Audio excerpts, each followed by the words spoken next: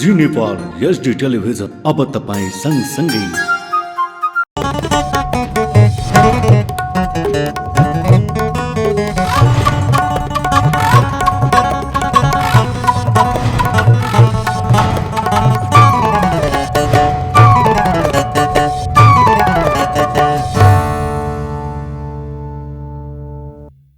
नमस्कार, जी नेपाल न्युजमा यहाँलाई स्वागत छ। म खेमा जोशी। सुरु गरौं प्रमुख समाचारका शीर्षकहरूबाट।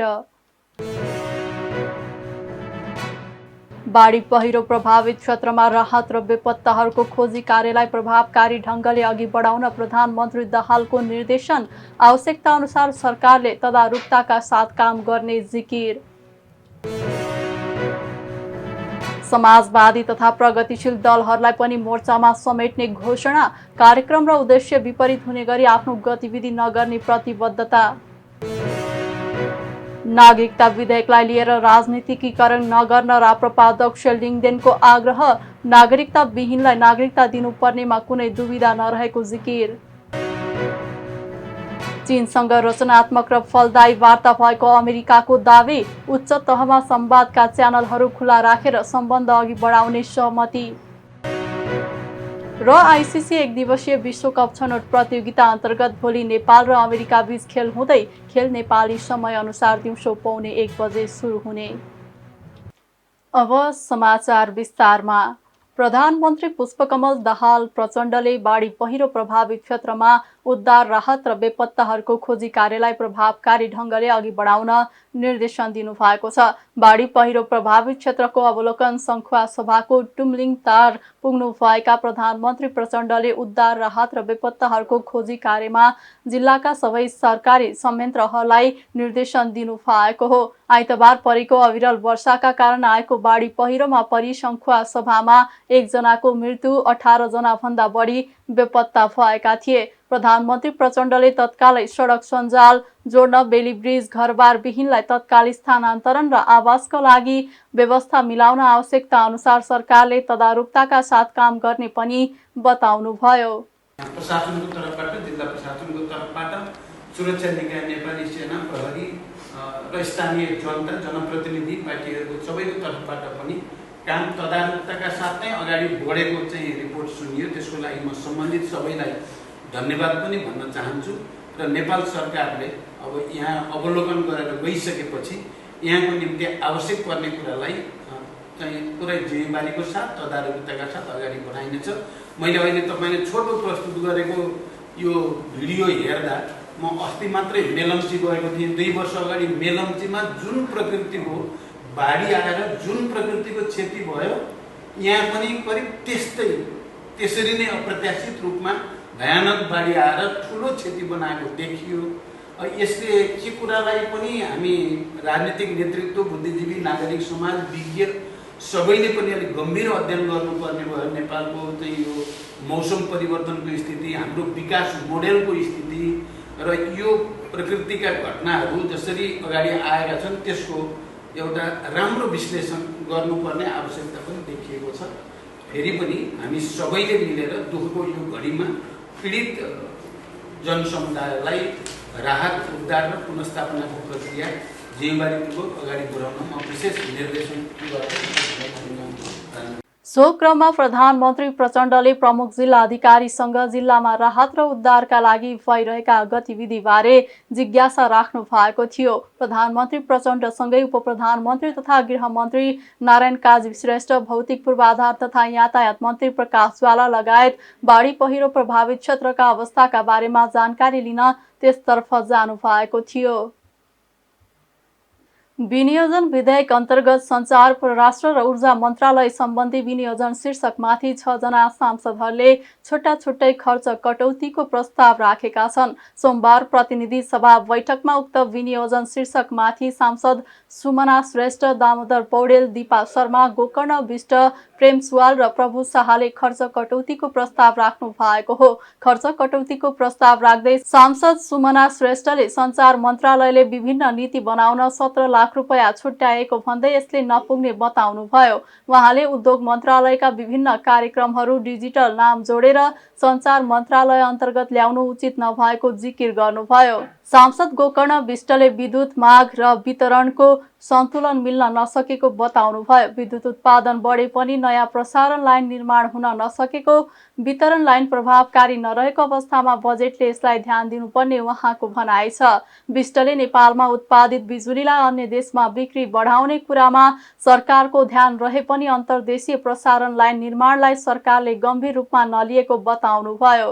त्यस्तै सांसद प्रेम सुवालले भारतसँग विद्युत व्यापार गरेर व्यापार घाटा गर्ने सरकारको योजनामा नेपालका नदी नालाहरू भारतलाई बेच्ने प्रयत्न भएको आरोप लगाउनुभयो। उहाँले नेपाललाई नै सस्तोमा बिजुली दिनुपर्ने भन्दै नेपालको बिजुली भारतलाई बेचेर महँगोमा ग्यास आपूर्ति गर्नुपर्ने अवस्थालाई अन्त्य गर्नुपर्ने जिकिर गर्नुभयो। सुवालले भारतीय राजदूतको पछिल्लो अभिव्यक्तिपछि राजदूतलाई फिर्ता बोलाएर स्पष्टीकरण लिनुपर्ने धारणा राख्नुभयो। सूचना तथा सञ्चार मन्त्रालयले जम्मी 17 लाख नयाँ नीति तर्जुमा र डेटा प्रोटेक्सन पोलिसिज, डेटा संरक्षण नीतिको लागि छुट्याएको छ। 17 लाखले यो कसरी काम हुन्छ? 17 लाखमा हाम्रो पहिला कतिवटा नीतिहरू पुरानो भइसकेका छन्। अहिले हाम्रो ई-कमर्सको लागि जम्मा एउटा छ, इलेक्ट्रोनिक ट्रान्ज्याक्सन एक्ट, कति पुरानो भइसक्यो। अरू कतिवटा क्षेत्रमा हामीले नयाँ नियम बनाउनु पर्ने छ, कतिवटा आउटडेटेड नियमहरू छ। यो 17 लाखले हामीले गर्न सक्छौँ र त्यसमा चाहिँ नि मलाई एकदम यो बजेटको शीर्षक नै यो इनफ बजेट भएन। अनि अर्को एउटा एकदम महत्त्वपूर्ण कुरा, यो सञ्चार मन्त्रालयले incubation and acceleration program for digital industry and first level advisory सपोर्टमा 10 लाख हाराहारीको खर्च गर्दै देख्छु। यो इन्क्युबेसन र एसिलरेसन कार्यक्रम त कि तपाईँको उद्योग मन्त्रालयले चलाउनु पर्यो, कि तपाईँको विश्वविद्यालय शिक्षा मन्त्रालयले चलाउनु पर्यो? यो किन सञ्चार मन्त्रालयले चलाउँदैछ? डिजिटल भन्ने बित्तिकै सञ्चारमा आउँदैन नि, त्यो इन्डस्ट्रीको रूपमा डेभलप गर्ने हो भने यो त उद्योगले चलाउनु पर्यो। र यो कोअर्डिनेसन पनि भएको देखिरहेको छैन। डिजिटल कम्पनीजहरूलाई कहाँ प्रब्लम छ, उहाँलाई डिजिटल सञ्चारसँग मात्र एउटा उहाँहरूले अपेक्षा गरेको भनेको एउटा ऐन हाम्रोलाई ल्याइदेऊ। अर्को उहाँहरूको धेरैवटा उहाँहरूलाई चाहिने कुरा त यो तपाईँको क्यापिटल लिक्विडिटीको लागि चाहिएको छ, त्यो त सञ्चार मन्त्रालयले गर्ने होइन। अनि अरू भन्नै पर्ने, हुलाक भनेको चिठी पत्र मात्रै होइन, यो देशको लागि आर्थिक परिस्थितिमा ई-कमर्सलाई प्रोत्साहन, जति यो अतिरिक्त कर्मचारी छ 10,853 उहाँलाई हामीले ई-कमर्ससँग जोड्नु पर्यो। ई-कमर्ससँग जोड्यो भने बल्ल अहिले त आजको पत्रिकामा पनि आछ, किसानहरू 2 रुपियाँमा बेच्छन्, उपभोक्तासम्म आउँदाखेरि 45 रुपियाँ पुगिसक्छ। त्यो ब्रिज त ई-कमर्सले गर्न सक्छ। त्यति धेरै कर्मचारीलाई तपाईँले कुना काप्चाको हाम्रो जनतालाई डिजिटल प्लेटफर्ममा कसरी अनबोर्ड गर्ने, त्यो कुरामा परिचालन गर्न सक्छौँ। जबसम्म हामीले यो बिचको मल्टिपल स्टेप्स छुट्याउँदैनौँ, हटाउँदैनौँ, कृषकहरूलाई हामीले उपभोक्तालाई त चर्को कति गुणा बढी छ कृषकहरूले पाउने र उपभोक्ताले तिर्ने। त्यसैले हामीले ई-कमर्सलाई यो सञ्चार मन्त्रालयले त्यसमा चाहिँ नि प्राथमिकता राख्नुपर्ने मलाई लाग्यो। हामी मात्रै 2700 मेगावाट विद्युत उत्पादन गरेका छौँ, तैपनि विद्युत खेर जाने कोलाहल गरिरहेका छौँ। विद्युत माग र आपूर्तिमा अत्यन्तै असन्तुलन छ। एकै दिन दिउँसो बेलुकामा माग बढ्छ, आपूर्ति कम हुन्छ, रातिमा माग घट्छ, आपूर्ति बेसी हुन्छ, सुक्खायाममा आपूर्ति कम हुन्छ, आयात गर्नुपर्छ, वर्षायाममा आपूर्ति बेसी हुन्छ, माग घट्छ। यो प्रकारको अवस्था अहिले देखा परिरहेको छ। उदाहरणको रूपमा भारतबाट हिजोसम्म 18 अरब 19 करोड रुपियाँ बराबर प्रति युनिट 10 रुपियाँमा हामीले विद्युत आयात गरेका छौँ र हिजोसम्म नेपालबाट 8 अरब 53 करोड 8.5 रुपियाँ प्रति युनिट 8.5 रुपियाँमा हामीले निर्यात गरेका छौँ। अहिले पनि हामीले करिब 10 अरब रुपियाँ बराबरको बिजुली बेसी भारतबाट आयात गरिरहेका छौँ। यो प्रकारको अवस्था अहिले विद्यमान छ। हामीले एकातिर बाहिरबाट विद्युत आयात गर्न परिरहेको छ, अर्कोतिर लामो समयदेखि पिपिए रोकेर बस्यौँ। म मान्य राजेन्द्र लिङ्गदेललाई म हार्दिक धन्यवाद व्यक्त गर्न चाहन्छु। उहाँ छोटो समय मन्त्री हुँदा पिपिए खुला गर्नुभयो, पिपिए को प्रक्रिया अगाडि बढ्यो। म उहाँलाई हार्दिक धन्यवाद व्यक्त गर्न चाहन्छु। लामो समयदेखि गतिरहित थियो, मैले उहाँलाई हार्दिक धन्यवाद व्यक्त गर्न चाहन्छु। यो प्रकारको अवस्था छ विद्युतमा। एकातिर हामीले विद्युतको विकासका कुरा गरिरहेका छौँ, अर्कोतिर हामीसँग देशभित्र न प्रसारण लाइन न वितरण लाइनका सञ्जालहरू व्यवस्थित हुन सकेका छन्। परराष्ट्र मन्त्रालयको खर्च कटौतीमा मैले यसरी राखेको छु, भारतसँगको व्यापार घाटा घटाउने मुख्य विकल्प जलविद्युत निर्यात भएको सरकारको दाबी। यो त नेपालको नदीनाला सबै भारतको पोल्टामा दिने हो। किन? बिजुली निकाल्नु पर्यो भने भारत आउँछ, मैले लगानी नगर्ने हो भने तिम्रो बिजुली किन्न भनिदिन्छ। यस्तो कुरामा लाग्नुहुन्न सरकार। र अर्को, नेपालीलाई सस्तोमा बिजुली दिनु पर्यो। 80 लाख नेपालीलाई वैदेशिक रोजगारीमा पठाउने, नेपालको जमिन बाँझो राखेर बिजुली बेचेर दाल चामल तरकारी किन्ने, यस्तो पनि बुद्धि हुन्छ सरकारको? आफ्नो जग्गा बाँझो राख्ने कसले सिकायो सरकारलाई? यस्तो गलत काम त सुन्नु भएन नि सरकारले। र नेपालको भारतीय राजदूत शङ्कर शर्माले नेपालमा चीन कता छ र जताततै भारत नै देख्छु। चीनको BRI-ले लोन दिन्छ, शर्त पनि राम्रो छैन, डेट ट्र्यापमा पार्छन् भनेको र अखण्ड भारतको नक्साले कुनै इफेक्ट गर्ने कुरा रहँदैन बताएको भनेर नेपालको असंलग्न परराष्ट्र नीति विपरीत जुन बोल्नुभयो, तत्काल राजदूतलाई फिर्ता ल्याउनु पर्यो परराष्ट्र मन्त्रालयले र स्पष्टीकरण लिनुपर्छ। सांसद दीपा शर्माले श्रम गन्तव्य मुलुक स्थित नेपाली कूटनीतिक नियोगले वैदेशिक रोजगारीमा गएका श्रमिकका पक्षमा प्रभावकारी भूमिका खेल्न नसकेको बताउनुभयो। माओवादी केन्द्र सहित 4 दल सम्मिलित समाजवादी मोर्चाको घोषणा भएको छ। भिरकुटी मण्डप स्थित राष्ट्रिय सभागृहमा 4 दलका शीर्ष नेता सहभागी कार्यक्रममा मोर्चाको घोषणा गरिएको हो। समाजवादी मोर्चा नेपालको सहमति पत्रमा हस्ताक्षर गरेर घोषणा गरिएको हो। सहमति पत्रमा नेकपा माओवादी केन्द्रका अध्यक्ष एवं प्रधानमन्त्री पुष्पकमल दाहाल, एकीकृत समाजवादीका अध्यक्ष माधव कुमार नेपाल, जनता समाजवादीका अध्यक्ष उपेन्द्र यादव, नेकपाका महासचिव नेत्र विक्रम चन्द विप्लवले हस्ताक्षर गर्नु भएको छ। मोर्चा घोषणासँगै 15 बुँदे नीतिगत प्रतिबद्धता पनि जारी भएको छ। कांग्रेस र एमाले पछि तेस्रो शक्ति बनाउने गरी समाजवादी मोर्चा निर्माण गरेको नेताहरूले बताएका छन्। प्रतिनिधि सभामा माओवादी केन्द्रका 32, नेकपा यसका 10 र जसपाका 12 सांसद छन्। 4 दलको मोर्चा बनेसँगै सांसदको संख्या 54 पुग्नेछ। सरकारमा देखेको अस्थिरता रोक्न र सबैलाई एकीकृत गरेर अगाडि बढ्न सहज होस् भनेर मोर्चा गठन गरेको नेताहरूको भनाइ छ। संसदीय समितिले हालै बाढी र पहिरोबाट प्रभावित क्षेत्रको लगत सङ्कलन गरी आवश्यक राहत र क्षतिपूर्ति उपलब्ध गराउन सरकारलाई निर्देशन दिएको छ। सिंहदरबारमा सोमबार बसेको प्रतिनिधि सभा अन्तर्गतको पूर्वाधार विकास समिति बैठकले बाढी पहिरोमा परि बेपत्ता भएकाको खोजी कार्यलाई तीव्रता दिन र प्रभावित क्षेत्रको लगत सङ्कलन गरी आवश्यक राहत र क्षतिपूर्ति उपलब्ध गराउन सरकारलाई निर्देशन दिएको हो। बैठकले बाढी र पहिरोका कारण अवरुद्ध सडक खण्ड सुचारू गर्नका लागि मर्मत सम्भारलाई अघि बढाउन पनि भौतिक पूर्वाधार तथा यातायात मन्त्रालयलाई निर्देशन दिएको छ। बैठकमा भौतिक पूर्वाधार तथा यातायात मन्त्री प्रकाश ज्वालाले प्रभावित क्षेत्रमा सेना, सशस्त्र र प्रहरी पुगेर उद्धार कार्य गरेको र अवरुद्ध सडकहरू पनि खुलाउने प्रयास भइरहेको जानकारी दिनुभयो। त्यस्तै मन्त्री ज्वालाले आफ्नो मन्त्रालयगत बजेटका बारेमा जानकारी दिँदै मुख्य सडकहरू निर्माणका लागि बजेट नघटाएको दावी गर्नुभयो।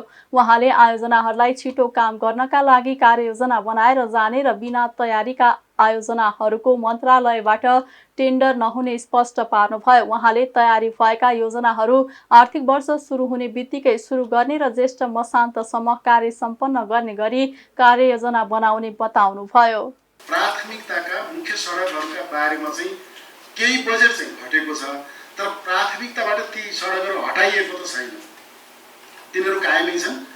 अब त्यसैमा मान्यजीलाई म के प्रश्न पार्न चाहन्छु भने एयरमार्क गरेको भने तिनै योजनाहरूलाई हो। त्यो त अब योजना आयोगले एयरमार्क गरेर पठायो, यति बजेट सिलिङ भनेर योजनागत रूपमा चाहिँ तोकेर पठायो, त्यसमा हामीले दायाँ गर्न पाएनौँ। त्यो त यथार्थै हो, त्यो हुने गरेको पनि छ। अब जहाँसम्म फी बजेट भनेको हामीले बाँडफाँड गर्ने बजेट भनेको सानो थियो, 2 अर्ब बाँकी थियो, 2 अर्बको प्रस्ताव गर्यो। अब पछि बजेट बढाउने क्रममा अर्थबाट 5 अर्ब 17 करोड पुर्याइयो त्यो शीर्षकमा, होइन। त्यसपछिका कुराहरू तपाईँहरू आफै बुझ्नुहुन्छ। अनि अब यो छिटो काम गर्नका निम्ति हामी कार्यतालिका बनाएर जान्छौँ। मैले चाहिँ अब यो प्रदेशमा हुँदा पनि त्यो कुरा मैले सुरु गरेको थिएँ। यहाँ पनि हामीले चाहिँ एउटा चाहिँ तयारी गर्दैछौँ। अब बिना तयारीका चाहिँ आयोजनाहरू हाम्रो मन्त्रालयबाट टेन्डर हुँदैनन्। तयारी गरिसकेपछि उसको राइटअप गयो, तय भइसकेपछि त्यसको चाहिँ जग्गा प्राप्तिको, रुख कटानीको अथवा चाहिँ विद्युत दूरसञ्चारका तार पोल आदि इत्यादिको सबै चिज क्लियर नभएसम्म, मुआवजाको क्लियर नभएसम्म हामी टेन्डरमा जान हुँदैन। यो बिग्रिएकै त्यहीँबाट हो। त्यसरी टेन्डर गर्ने, त्यसपछि बल्ल चाहिँ त्यसको चाहिँ लोकेसन क्लियर गर्न थाल्ने, त्यसपछि मात्रै जग्गा प्राप्तिको प्रक्रियामा जाने, त्यसपछि मात्रै रुख कटानीमा जाँदाखेरि वर्षौँसम्म चाहिँ ती योजनाहरू अस्तव्यस्त भएका छन्। बरु ढिलो पहिले अरू काम सक्ने अनि योजना चाहिँ टेन्डरमा गइसकेपछि छिटो गर्न सकिन्छ। र सकेसम्म महत्त्वपूर्ण योजनाहरू अघिल्लै वर्ष, अब हामीले अहिले धेरै गर्नुपर्ने त यो धेरै छैनन्। यिनी चाहिँ मुख्य चाहिँ राजमार्गहरू हुन्, ठुला पुलहरू हुन्। त्यसका सन्दर्भमा तयारी भएका योजनाहरूको चाहिँ हामीले सकेसम्म यही आर्थिक वर्षमा टेन्डर गर्ने कतिपय नभए आर्थिक वर्ष सुरु हुन बित्तिकै टेन्डर गर्ने, कार्तिक मङ्सिरसम्म त्यसको सबै इन्टरनल प्रोसेस पुरा गर्ने र कम्तीमा पनि मङ्सिरबाट काम सुरु गर्ने, जेठ मसान्तसम्म काम सम्पन्न गर्ने गरी त्यो आर्थिक वर्षको काम सक्ने गरी चाहिँ अगाडि बढाउने गरी हामी कार्यतालिका पनि बनाउँछौँ। बैठकमा सांसदहरूले बिना अध्ययन महत्त्वपूर्ण आयोजनाहरूको बजेट घटाएको भन्दै सरकारको ध्यानाकर्षण गराएका थिए। सांसद प्रदीप पौडेलले पूर्वाधार क्षेत्रका बजेट कटौती गरेर प्राथमिकतामा नराखेको हो कि भन्ने आभास भएको बताउनुभयो। उहाँले पुँजीगत खर्च नै कम भएको थाहा भएको भए त्यही अनुसार नै योजना बनाउनु पर्ने धारणा राख्नुभयो। त्यस्तै सांसद सीके रावतले पूर्वाधार अन्तर्गत छुट्याएको बजेटको वितरण समान हुन नसकेको बताउनुभयो। उहाँले पहुँचका भरमा बजेट दिने कार्यले अन्य क्षेत्रमा अन्याय हुने उल्लेख गर्नुभयो। रियलाइज गरेर मात्रै भएन नि, त्यो रियलाइज गरेको इम्प्याक्ट प्रभाव चाहिँ योजना ल्याउने सन्दर्भमा पर्नु पर्यो। त्यसैले पुँजीगत खर्च कम छ भन्ने थाहा थियो। आज यो भौतिक पूर्वाधार विकासको मात्र होइन, अन्य अरू मन्त्रालयहरूको पनि बजेट घटेको स्थिति छ। यहाँ घटाएर अन्त कतै लगेको हो कि, यसलाई प्राथमिकतामा नराखेको हो कि, अथवा समग्र राष्ट्रिय क्षमतै नभएको कारणले यहाँ पनि घटेको हो। यो प्राथमिकतामा नपरेको हो भने हामीले त्यो ढङ्गबाट समितिबाट कुरा उठाउनु पर्यो। यहाँको बजेट अन्त लैएको, दिन सक्ने ठाउँ हुँदा पनि नदिएको हो भने त्यो अनुसार कुरा गर्नु पर्यो। होइन पुँजीगत खर्च नै कम थियो भन्ने कुरा थाहा थियो भने त्यस अनुसार योजना बनाउन सक्नु पर्थ्यो। हामीसँग पैसा कम छ, त्यसकारण नयाँ सिग्नेचर प्रोजेक्ट ल्याउन सक्ने स्थिति छैन, पुरानालाई चाहिँ सम्पन्न गर्नुपर्नेछ, दायित्व यति हो, त्यो दायित्वलाई यसरी पुरा गरिनेछ भनेर त्यसको सम्पूर्ण तस्विर चाहिँ मन्त्रालयको बजेटमा आउन सक्नु पर्थ्यो। अब विनियोजनको कुनै सिद्धान्त देखिएको छ, त्यो गरी जुन डिस्प्यारिटी देखिएको छ त्यो कारण छ के को आधारमा बजेट विनियोजन गर्यो। अब यो चिन्जानको आधारमा कुन पार्टीले गठबन्धन गरेर सरकार चलायो भन्दैमा, कुन मन्त्री बन्यो भन्दैमा चाहिँ बजेट विनियोजन भएकोले अहिले धेरै आइसकेको म दोहोऱ्याउन चाहन्न। 4 जिल्लामा चाहिँ जुन देखिएको छ त्यो भएको खासमा। र मन्त्रीजीले भन्नु बजेट छैन, त्यो जिल्लाका मान्छेहरूले के सोच्ला, ममा त पहिला 15 गुणा बढी बजेट आइरहेछ, पहिला 10 गुणा बढी बजेट आइरहेछ, उसले भन्छ बजेट एकदम बढिरहेछ भन्छ, म त बजेटको बाढीमा नआइरहेको छु भन्छ त्यहाँ मान्छेले। र अरूको जनताको लागि बजेट यस्तो क्राइसिसको अवस्थामा खोसिएर अनि 4 जिल्लामा बाढी ल्याएको अवस्था देखियो। खासमा त्यो डिस्प्यारिटी त्यहाँ देखेको छ। त्यो भएर यो बजेटको विनियोजनको सिद्धान्त के हो, कसरी दिनुपर्ने, जसरी फ्ल्याटमै कुरा गर्ने हो भन्दा पनि यो देशले 165 निर्वाचन क्षेत्र छ भने र फ्ल्याट रूपमा सबै निर्वाचन क्षेत्रमा समान हुने गरी बाँड्ने एउटा भन्ने थियो। फ्ल्याट केही पनि अरू कुरा नसोच्दाखेरि त्यो त्यसको मतलब यहाँ भनौँ 2829 परियोजना छ भने त्यसलाई 165ले भाग गरिदियो भने हरेक निर्वाचन क्षेत्रमा सायद 17वटा परियोजना पर्ला, ठुला बाहेकका राख्दा पनि भयो, त्यसरी पर्थ्यो। अर्को सिद्धान्त हुन सक्थ्यो ह्युमन डेभलपमेन्ट इन्डेक्स हेरौँ, कहाँ चाहिँ एकदम कम विकास भएको छ त्यहाँ चाहिँ बजेट अलिक बढी दिनुपर्ने हो, जहाँ चाहिँ विकसित भइसकेको छ त्यहाँ चाहिँ पूर्वाधार अलरेडी छ, एक्जिस्टिङ पूर्वाधार छ त्यहाँ चाहिँ कम दिनुपर्ने हो। त्यो ह्युमन डेभलपमेन्ट इन्डेक्स हेरेर हामीले बजेट विनियोजन गर्न सक्नु पर्थ्यो। बैठकमा भौतिक पूर्वाधार तथा यातायात मन्त्रालयका सचिव केशव कुमार शर्माले आगामी आर्थिक वर्षको विनियोजित बजेटका बारेमा जानकारी गराउनु भएको थियो। राष्ट्रिय प्रजातन्त्र पार्टीका अध्यक्ष राजेन्द्र लिङदेनले नागरिकता विधेयकलाई लिएर राजनीतिकीकरण नगर्न आग्रह गर्नु भएको छ। सोमबार प्रतिनिधि सभा बैठकमा विभिन्न मन्त्रालयमाथि विनियोजित बजेट माथिको छलफलका क्रममा लिङदेनले एमाले राप्रपा लगायतका प्रतिपक्षी दललाई नागरिकता विरोधी देखाएर सत्ता पक्षले भोट ब्याङ्कको रूपमा प्रयोग गर्न खोजेको भन्दै नागरिकता विधेयकलाई लिएर राजनीतिकीकरण नगर्न आग्रह गर्नु भएको हो। नागरिकता विधेयकको प्रक्रियाका विषयमा मात्रै आफूहरूको सहमति भएको भन्दै उहाँले नागरिकता विहीनलाई नागरिकता दिनुपर्नेमा कुनै दुविधा नरहेको जिकिर गर्नुभयो। लिङदेनले भारतलाई खुसी पार्नका लागि जान नागरिकता विधेयक अघि बढाएको र अहिले अदालतबाट रोक्ने काम भएको उल्लेख गर्नुभयो। उहाँले नागरिकता विधेयक सदनमा ल्याएर फास्ट ट्र्याकबाट अघि बढाउन तयार रहेको बताउनुभयो। सभामुख महोदय, म सर्वप्रथम भर्खरै पूर्व क्षेत्रमा गएको बाढी पहिरोबाट भएको व्यापक धनजनप्रति गहिरो दुःख व्यक्त गर्न चाहन्छु र प्रभावकारी उद्धार र राहतको लागि सरकारको ध्यान आकर्षण गर्न चाहन्छु। सभामुख महोदय, म सामान्यतया यो जुहारी सवाल जवाफ अथवा अरूको कुरा काट्ने कुरामा त्यति चासो राख्दिनँ, तर कहिलेकाहीँ यस्तो चिजहरू आइलाग्छ। आज पनि मैले अघि लामो समयदेखि यहाँ सुनिराखेको छु, एउटा भाष्य निर्माण भइराखेको छ कि यो नागरिकता विधेयकको प्रक्रियामा प्रतिपक्षीहरूले जुन विरोध गर्यौँ र हामीले त्यसमा आफ्नो फरक मत राखिराखेको छौँ, त्यसलाई सत्तापक्षले अहिले नागरिकता नपाएका नेपाली नागरिकहरू, जो नागरिकताविहीन नेपाली नागरिकहरू छन्, उनीहरूलाई भोट ब्याङ्कमा परिणत गर्ने अवसरको रूपमा उपयोग गर्न खोजेको देखियो। हामीले कुनै पनि नेपाली नागरिक जसको बाबुआमा नेपाली नागरिक छन् तर अहिले उमेर पुगेर पनि नागरिकता पाउनबाट वञ्चित छन्, उनीहरूले नागरिकता पाउनु हुँदैन भनेर भनेका छैनौँ। हामीले यो नागरिकता विधेयक आउनु हुँदैन भनेर भनेका छैनौँ। हामीले प्रक्रियाका कुरा गरेका छौँ र त्यसमाथि अझ त्यो कन्टेन्टमा पनि केही छलफल गर्नुपर्ने कुराहरू छन्, यहाँ छलफल गरेर लैजाउँ भनेर भनेको छौँ। सत्तापक्ष यदि नागरिकता विधेयकप्रति इमान्दार छ भनेर थियो भने त्यो जे प्रक्रिया चलिराखेको थियो र जहाँ गएर अड्किराखेको थियो त्यसमा विवाद छ, विवाद हुन्छ भन्ने कुरा सत्तापक्षलाई थाहा थियो र इमान्दार थियो भने उसले सर्वदलीय बैठक राख्न सक्थ्यो कि सक्दैन थियो? यसको बारेमा के गर्ने, यसलाई कसरी अगाडि बढाउने, यो चाँडै टुङ्गो लगाउनु पर्ने छ भन्ने ढङ्गले यसबाट निकास निकाल्न सकिन्थ्यो कि सकिँदैन थियो? त सुटुक्कै त्यो पनि भारत भ्रमणमा निस्कनुभन्दा 1-2 घन्टा अगाडि गर्नुपर्ने के कारण थियो? र अहिले रोकिएको एमालेको कारण, राष्ट्रपाको कारण, राप्रपाको कारण रोकिएको हो। त्यो अदालतमा हामीले गएर उजुरी हालेको हो। तपाईहरुलाई थाहा थियो हामीले अहिले गर्नलाई गर्दियौँ, भारत पनि खुसी हुन्छ, यो नागरिकता नपाएका मान्छेहरू पनि खुसी हुन्छन्, आखिरी अदालतले रोकिहाल्छ, कसै न कसैले उजुर गरिहाल्छ।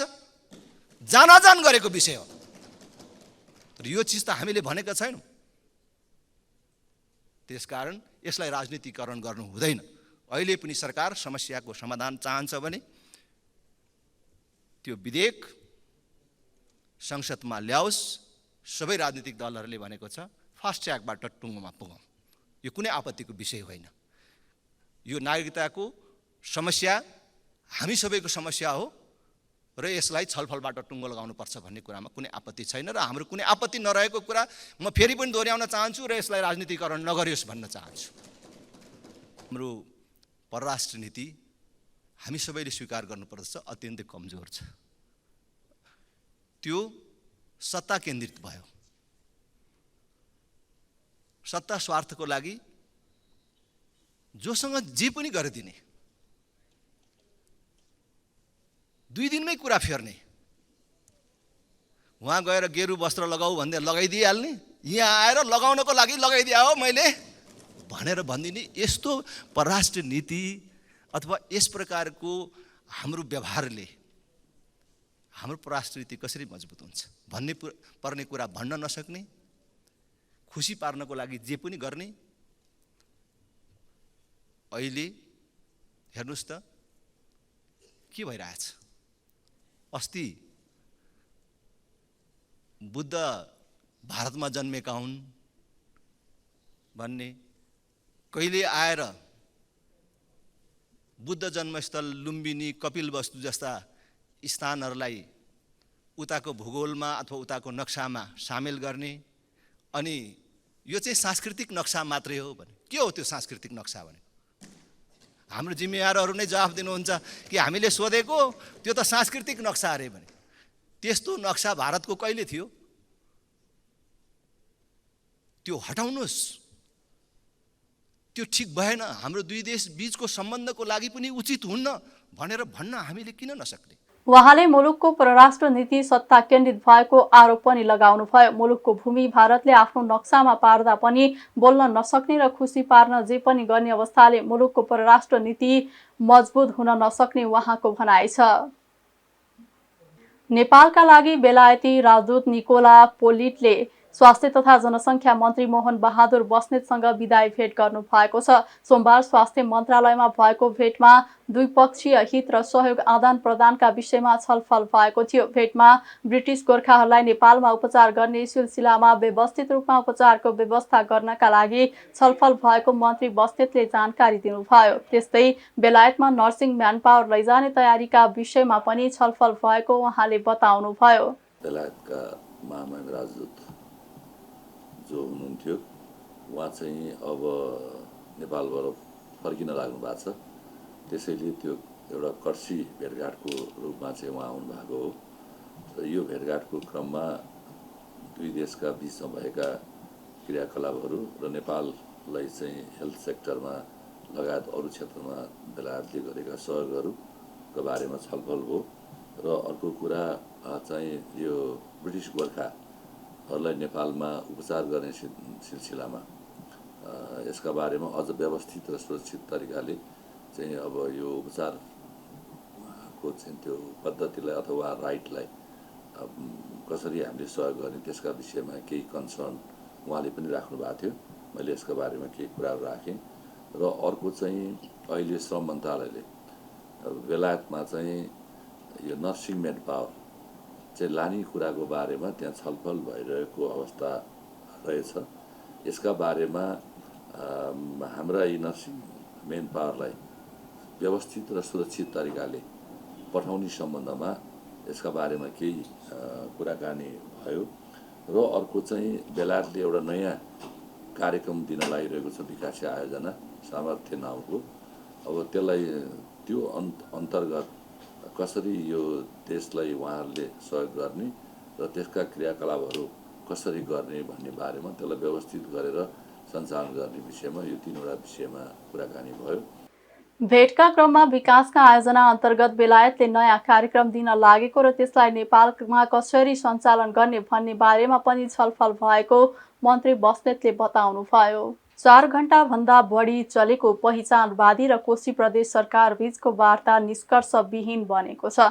यद्यपि अर्को वार्ता गर्ने विषयमा भने दुवै पक्षबीच सहमति भएको छ। छिट्टै अर्को वार्ता गर्ने सहमति भएको कोशी प्रदेश सरकारको वार्ता टोलीका संयोजक तिलकुमार मेन्याङबोले बताउनुभयो। विराटनगरको बिग होटलमा आज बिहान 9 बजेदेखि सुरु भएको वार्ता दिउँसो 1 बजेसम्म चलेको थियो। कोशी नामाकरणको विरुद्धमा आन्दोलनरत पक्षसँग प्रदेश सरकारले औपचारिक वार्ता आह्वान गरेर वार्तामा बसेको यो पहिलो पटक हो। पहिचान पक्षधरका वार्ता टोली सदस्य रामभक्त गुरुङवाले वार्ता बिना निष्कर्ष टुङ्गिएको बताउनुभयो। उहाँले फेरि वार्ता गर्ने सहमति भएको बताउनुभयो। वार्ता टोलीका अर्का सदस्य कुमार लिङदेनले सरकारी वार्ता टोली सकारात्मक देखिएको बताउनुभयो। कोशी प्रदेश सरकारले गत फागुन 17 गते प्रदेशको नाम कोशी राखेपछि पहिचान पक्षधर आन्दोलनमा छन्। यस क्रममा 1 जनाको मृत्यु भएको छ भने दर्जनौं घाइते भएका छन्। अख्तियार दुरुपयोग अनुसन्धान आयोगले जलस्रोत तथा सिंचाई विभागका तत्कालीन महानिर्देशक मधुकर प्रसाद राज भण्डारी विरुद्ध भ्रष्टाचार मुद्दा दायर गरेको छ। अख्तियारले राज भण्डारी विरुद्ध सोमबार विशेष अदालतमा मुद्दा दायर गरेको हो। अख्तियारको छानबिनका क्रममा उहाँले 3.5 करोड भन्दा बढी गैर कानुनी सम्पत्ति आर्जन गरेको देखिएको छ। सार्वजनिक सेवामा प्रवेश गरेको मिति 2051 फागुन 30 गतेदेखि 2079 भदौ 31 सम्म उहाँले जम्मा 3 करोड 85,51,740 रुपैयाँ 48 पैसा वैध तरिकाले आर्जन गरेको देखिन्छ। तर उहाँको कुल सम्पत्ति भने 7 करोड 42,29,086 रुपैयाँ 65 पैसा देखेपछि भ्रष्टाचार भएको ठहर अख्तियारको छ। उहाँको 3 करोड 56,77,346 रुपैयाँ 17 पैसाको वैधानिक स्रोत पुष्टि हुन नसकेकोले सो बराबरको रकम बिगो कायम गरी मुद्दा दायर भएको सहायक प्रवक्ता देवी प्रसाद थपलियाले जानकारी दिनुभयो। राज भण्डारले पदको दुरुपयोग गरी आर्जन गरेको रकम श्रीमती दिपा श्रेष्ठको नाममा समेत देखिएकाले हाल कायम सम्पत्ति मध्येबाट बिगो जफत गरी पाउन माग दाबी लिएको छ। कोशी प्रदेशमा शनिबार रातिदेखि परेको अविरल वर्षापछि आएको बाढी र गएको पहिरोमा परि मृत्यु हुनेको संख्या 7 पुगेको छ। अझै 28 जना बेपत्ता छन् भने 6 जना घाइतेको उद्धार भएको छ। कोशी प्रदेश आन्तरिक मामिला तथा कानुन मन्त्रालयको तथ्याङ्क अनुसार खोलाले बगाएर भोजपुर र सङ्खुवा सभामा एक जना पुरुषको मृत्यु भएको छ। पहिरोमा परि मृत्यु हुनेमा 5 जना रहेका छन्, जसमा 5 थरमा 1 पुरुष र 1 बालिका तथा ताप्लेजुङमा 3 जना पुरुष पहिरोमा पुरिएर मृत्यु भएको छ। यस्तै हालसम्म पहिरोले पुरेर बेपत्ता हुनेहरूमा 5 थरमा 4, ताप्लेजुङमा 3 जना रहेका छन् भने खोलाले बगाएर बेपत्ता हुनेको संख्या 21 जना रहेको छ, जसमा सङ्खुवा सभामा 18 पुरुष र 3 महिला बेपत्ता भएको सो मन्त्रालयले जनाएको छ। सो मन्त्रालयका अनुसार जम्मा 15 वटा पुल क्षतिग्रस्त भएका छन् भने 17 स्थानमा सडक अवरुद्ध बनेको छ। यस्तै 5 वटा हाइड्रोमा क्षति पुग्नुको साथै 54 घर विस्थापित बनेको सो मन्त्रालयले जनाएको छ। यस्तै 3 वटा सवारी साधन बाढीले बगाएको छ भने 32 वटा भवन तथा घरहरू पूर्ण रूपमा क्षतिग्रस्त बनेको प्रदेश सरकारले जनाएको छ। आंशिक रूपमा 22 घरमा क्षति पुगेको छ। यस्तै विभिन्न स्थानमा गरी हालसम्म बाढी र पहिरोमा परि 74 वटा चौपाया तथा 84 वटा पशु पंक्षीको मृत्यु भएको छ। हालसम्म पहाडी जिल्लाको 40 रोपनी जग्गा बाढीले बगाएको छ। बर्दियाको पर्यटन प्रवर्धनका लागि पर्यटन व्यवसायी र अभियन्ताले पोखरा र काठमाडौँमा प्रचार कार्यक्रम गरेका छन्। होटल संघ नेपाल बर्दिया च्याप्टर, पर्यटन विकास मञ्च, प्रकृति पथ प्रदर्शक संघ र व्यवसायीको टोलीले पोखरा र काठमाडौँमा विभिन्न कार्यक्रम गरेका हुन्। कार्यक्रममा बर्दिया राष्ट्रिय निकुञ्जका पर्यटक गाइडले खिचेका फोटो र भिडियो प्रदर्शन गरिएको छ। यस्तै गाइडका अनुभव पनि सुनाएको होटल संघ नेपाल बर्दिया च्याप्टरका अध्यक्ष मोहनलाल चौधरीले जानकारी दिनुभयो। उहाँले बर्दिया नेपालकै सुन्दर पर्यटकीय गन्तव्य हुँदाहुँदै पनि पर्याप्त प्रचार प्रसारको अभावमा ओझेलमा परेको भन्दै राष्ट्रिय अन्तर्राष्ट्रिय समुदायलाई बर्दिया बाघको भूमि भन्ने सन्देश दिन कार्यक्रम गरेको बताउनुभयो। नेपाल पर्यटन बोर्डमा आइतबार भएको कार्यक्रममा होटल संघ नेपाल हानका केन्द्रीय अध्यक्ष विनायक शाह, नेपाल पर्यटन बोर्डका वरिष्ठ निर्देशक हिक्मत सिंह एयर लगायतको सहभागिता थियो। यस्तै बर्दिया घुमिरहने आन्तरिक पर्यटक उमङ्गजङ थापा, लामो समयदेखि फ्रान्सका पर्यटकलाई गाइड गर्दै आउनुभएका सुनिल चन्डुकार र सन् 1996 देखि बर्दियाको पर्यटनसँग जोडिएका मेघ आलेले आफ्ना अनुभव सुनाउनु भएको छ। कार्यक्रममा सहभागी हुन पर्यटन व्यवसायी तथा गाइडहरू राजन चौधरी, कृष्ण भट्टराई, रेशम थापा, पवन थापा, सुशीला महतरा, श्रीधर पोखरेल, सीता रामी चौधरी, कृष्ण शाह, भवानी कडेल, राम खड्का, विशाल विक, राम शाही, उमेश केसी र शङ्कर भट्टराई पोखरा र काठमाडौँ पुग्नु भएको हो। त्रिभुवन विश्वविद्यालयका उपप्राध्यापक प्रेम चलाउनेलाई प्रहरले काठमाडौँ जिल्ला अदालतबाट पक्राउ गरेको छ। चलाउने विरुद्ध ज्यान मार्ने उद्योग आरोपमा मुद्दा खेपिरहेका नेपाल विद्यार्थी संघका कार्यकर्ता विरुद्धको मुद्दा सरकारले फिर्ता लिने निर्णय गरेपछि चलाउने आमरण अनसन गर्ने भन्दै जिल्ला अदालत काठमाडौँ जानु भएको थियो। समाजशास्त्रका उपप्राध्यापक चलाउने माथि 2077 असोज 20 गते त्रिवी परिसर कीर्तिपुरमा आक्रमण गरेको आरोप लागेका नेभी संघको हरि आचार्य, योगेन्द्र रावल सहित 5 जना विरुद्ध जिल्ला अदालत काठमाडौँमा मुद्दा थियो। यो मुद्दा सरकारले फिर्ता लिएको छ। अब अर्थ समाचार। आइतबार उच्च अङ्कले बढेको शेयर बजार आज सोमबार भने सामान्य घटेको छ। शेयर बजार परिसूचक नेप्से आज 2.94 अङ्कले घटेर 91.39 बिन्दुमा छरेको छ। आज विकास ब्याङ्क, फाइनान्स, लगानी, म्युचुअल फन्ड र अन्य बाहेक सबै समूहको सेयर घटेकोमा बीमा, होटल तथा पर्यटन, उत्पादन तथा प्रशोधन, माइक्रो फाइनान्स र जलविद्युत समूहको सेयर उच्च अङ्कले घटेको छ। आज 276वटा कम्पनीका 1,29 लाख किता सेयर 4 अर्ब 74 करोड रुपियाँमा कारोबार भएको छ। सबैभन्दा धेरै शिवम सिमेन्ट 29 करोड 82 लाख रुपियाँ बराबरको सेयर किनबेच भयो। आज युनिक नेपाल लघुवित्तको सेयर 10% घटेको छ। समग्रमा बजार घटे पनि central finance, Laxmi equity fund, mountain energy, BPW लघुवित्त र मन्स्याम हाइड्रो पावरको सेयर 10%ले बढेको छ। चालु आर्थिक वर्ष 2079-80 को 10 महिनाको अवधिमा भारतबाट 58 करोड रुपियाँको गोलभेडा आयात भएको छ। भन्सार विभागको तथ्याङ्क अनुसार साउनदेखि वैशाखसम्मको अवधिमा भारतबाट 58 करोड 31 लाख रुपियाँको गोलभेडा आयात भएको हो। यस अवधिमा ताजा र अचार प्रयोजनका लागि गरी 3 क्याटेगोरीमा गोलभेडा भित्रिएको विभागको तथ्याङ्कले देखाएको छ। यस अवधिमा 3 करोड 10 लाख किलोग्राम गोलभेडा भित्रिएको विभागले सार्वजनिक गरेको 10 महिनाको तथ्याङ्कमा उल्लेख छ। नेपाली उत्पादनले सम्पूर्ण देशको माग नै धान्ने समयमा समेत भारतबाट निर्वाध गोलभेडा भित्री रहेको छ। जेठ, असार र साउन महिना नेपालमा गोलभेडा उत्पादनको सिजन मानिन्छ। तर यस अवधिमा भारतबाट गोलभेडा निर्वाध रूपमा आउँदा स्वदेशी उत्पादनले बजार पाइरहेको छैन। हाल किसानले उत्पादन गरिरहेको टनेलको गोलभेडाको मूल्य प्रति किलो 2 रुपियाँ समेत पाइरहेका छैनन्। यो गोलभेडाको थोक मूल्य प्रति किलो 8 रुपियाँ छ भने उपभोक्ताले 40 रुपियाँसम्म तिरिरहेका छन्। अब अन्तर्राष्ट्रिय समाचार। अमेरिकी विदेश मन्त्रालयले चीनसँग रचनात्मक र फलदायी वार्ता भएको दावी गरेको छ।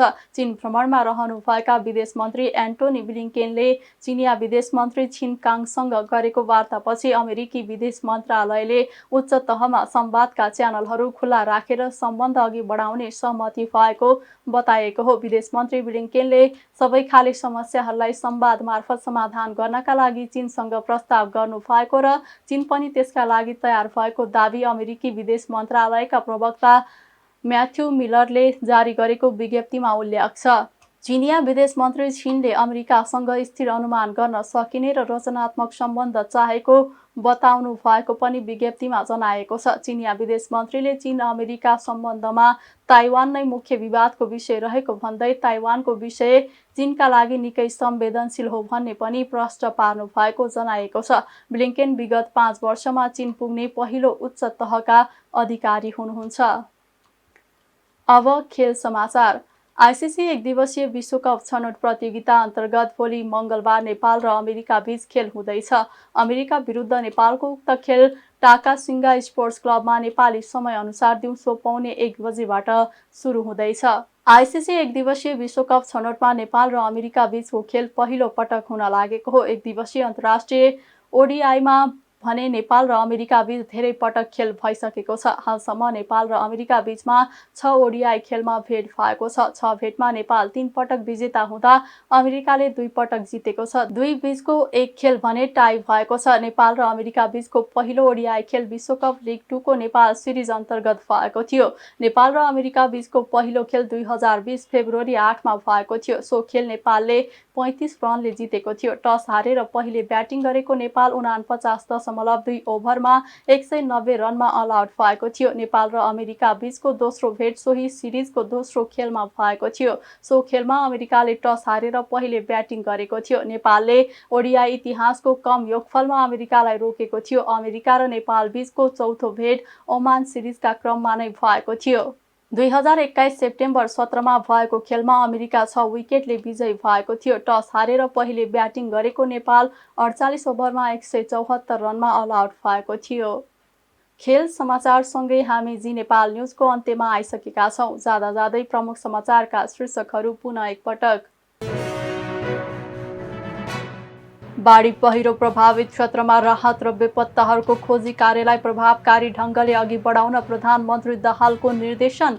आवश्यकता अनुसार सरकारले तदारुकताका साथ काम गर्ने जिकिर। समाजवादी तथा प्रगतिशील दलहरूलाई पनि मोर्चामा समेट्ने घोषणा। कार्यक्रम र उद्देश्य विपरीत हुने गरी आफ्नो गतिविधि नगर्ने प्रतिबद्धता। नागरिकता विधेयकलाई लिएर राजनीतिकीकरण नगर्न राप्रपा अध्यक्ष लिङदेनको आग्रह। नागरिकता विहीनलाई नागरिकता दिनुपर्नेमा कुनै दुविधा नरहेको जिकिर। चीनसँग रचनात्मक र फलदायी वार्ता भएको अमेरिकाको दावी। उच्च तहमा संवादका च्यानलहरू खुला राखेर सम्बन्ध अघि बढाउने सहमति। र आइसिसी एक दिवसीय विश्वकप छनौट प्रतियोगिता अन्तर्गत भोलि नेपाल र अमेरिका बीच खेल हुँदै खेल नेपाली समय अनुसार दिउँसो 1:15 बजे सुरु हुने। प्रमुख समाचारका शीर्षकसँगै अहिलेका लागि जी नेपाल न्युज सकियो। ताजा समाचार र मनोरञ्जनका लागि जी नेपाल 4K टेलिभिजन हेर्दै गर्नुहोला। नमस्कार।